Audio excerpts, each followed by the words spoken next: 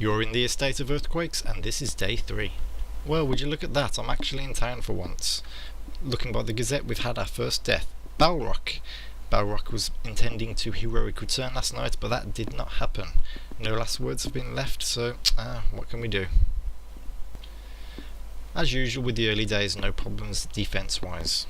It is day 3 and we no longer have any water left in the well. We have about 35 rations left in the bank along with 16 jerry cans. With our survivalists, it's not that great. Maybe we can squeeze out a couple more days before we start having to upgrade that pump. Here's a quick shot of our bank. We have a decent supply of food still, some alcohol, lots of material, 16 nuts and bolts, 7 electronic components along with some things to break down, a cyanide which no one's touched, it's quite amusing, and 30 pharmaceutical products. Yet we don't have a lab up and running just yet. We're still in debate of whether to do the cafeteria or the lab. It's on hold for the time being. It's not too much of an issue till we start needing those twinoids. Twinoids, oh, forget about it. As you can see, we do have that lovely hacksaw, so conversions are no problem for us, and already we have the dice and an incomplete deck of cards. We've made 2 repair kits and we have 7 quick fixes. Things are going rather well for us. We do have that lawnmower, we have an aqua splash, and we have a machete.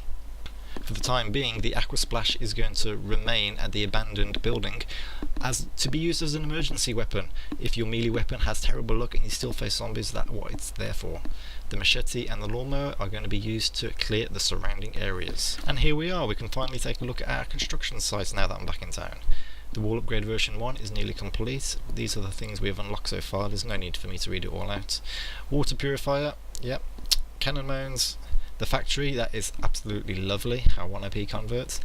Architect study done now, so common blueprints are going to be coming our way. The abattoir, okay. The scanner, we'll probably end up building it, we've got enough electronic components, but you know, that nuts and bolts. We'll see.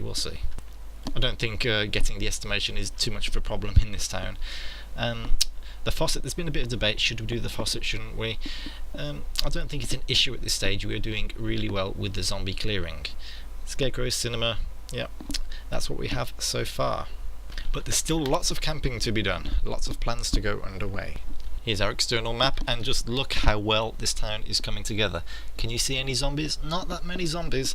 The bottom right is completely cleared along the abandoned bunker, so that is going to be no problem to get to. The bottom left has almost been cleared just by a couple of people. That is extremely well done. And we're working our way up to the top. It is going swimmingly, I must say. New buildings discovered. What have we got? Yeah, we've seen those already. The motorway services, a collapsed mineshaft, we've seen that, a dilapidated building, and a once inhabited cave. So what did I actually do last night? Well, I ended up at the abandoned park with 6 AP to go. It was risky, I had to upgrade it 3 times and tomb, but I managed to get my optimal chances, and we thought, why not camp, get another one out of the way. Then that was the day before. Today I actually went back to town. We completed the aqua splash, and then I came out again to the abandoned bunker for a second run. The mapping has gone really well. Depleted a few surrounding zones and returned home. I can now devote my time to being the town cook and depleting nearby zones, which will make things a little easier when compiling these videos, I must say. And this is what we've got mapped out so far. As you can see, we've managed to locate 5 locked doors along with 4 open doors. Now with this map, it's going to make technicians and everyone else extremely easy to find where they need to go, as long as everything's planned correctly. Tomorrow we have the plan where we're going to have a technician come here. He's going to take what weapons he can with him to clear the areas, get the impressions for the doors, get out of there. A tamer is going to send those impressions back, and then a scavenger is going to come out here with the impressions and unlock all these doors and go looting happy. Now there has been speculation that locked doors and open doors doesn't change much in the way of loot. This is going to be a good way to test. I think it's just random chances at the end of the day. The more people we get looting, the more we can find out, are these buildings worth it? What sort of loot do we get? You never know, we might get some kick-ass blueprints. You might be asking, what are these white zones? Well, they're dead ends. It's just pointing out there is no point heading down those corridors because they lead to nothing useful at all. I do believe we've had 3 runs in here so far. No, I think 4 runs actually. 2 by myself, 1 by Fudgy Cakes, and 1 by Redder. I probably won't be visiting this place anymore. It's a job for scavengers and for technicians. Okay, now this is the run I did today, but I did this at another house last night which doesn't have a microphone, so it's pre-recorded footage of course, and I'm now talking over it. I've increased the speed because nothing that exciting happens. I'm just remapping everything, finding out those little nooks and crannies.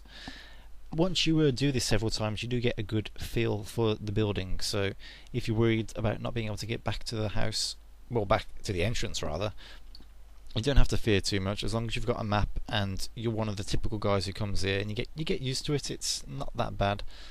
What is bad apparently is the finding of the loot. People are speculating, is it really worth it doing all this effort?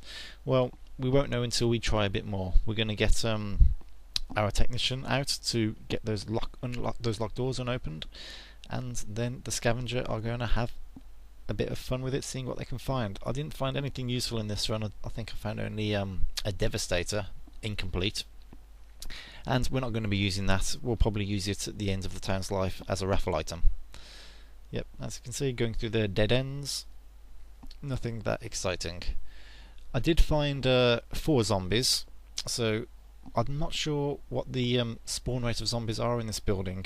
I'll have to ask Greta what his run was like, because he explored the bottom right hand side. But I found 1 zombie here, you can go in one zone, and 3 zombies in the same zone, so you can get multiple zombies in the same zone. There you are, stabby stab. I do have the Aqua Splash with me, which is my backup emergency weapon, so if my melee weapon fails early, I've got that to rely on. Otherwise, it's just one of the better things to take with you, rather than having to flee from the zombies and losing O2. So maybe around 5 zombies per day spawn it, a completely rough and fathomed guess. And yeah, so I'm really eager to find out, scavengers, you know, if you can search every single room to see if the halls are good. Will we get some decent blueprints? Will we get some decent weaponry? Interesting to know. It is probably all random chances. Losing O2, so I'm just escaping out of here. You should be having no problems knowing what sort of things to do at these buildings now. Have fun with your abandoned buildings. Oh dear, there's 25 minutes to go and we still have 3 people outside and they are not online. Lexus has already made it back in town, so this is outdated, but Token, Axin, and oh no, Redder are now outside, and it is getting very, very close indeed. On my first video I did say Redder was a survivalist, and that is in fact wrong. He's a scavenger, so he's not camping. My curse doesn't affect campers, but maybe he's taken it to heart. Please Redder, get back online. Axin, you two along with Token, we need you guys back. You know, 25 minutes to go. Will they make it? You'll have to come in tomorrow to see the results. Oh, and looky here, what have we found? Another fat cat. As you're well aware, Sir Scratches-a-Lot lost his life in the Call of Duty. This, I do believe, is a relative of his, maybe his long-lost son, Sir Scratches-a-Lot Jr. Can you think of a better name for him? Then please let me know. Either way, I'm glad to have a descendant of Sir Scratches-a-Lot. My citizen highlight is the Die2Nite. He's been playing since Season 2, and he's a survivalist in this town, and he's already camped at the disused silos.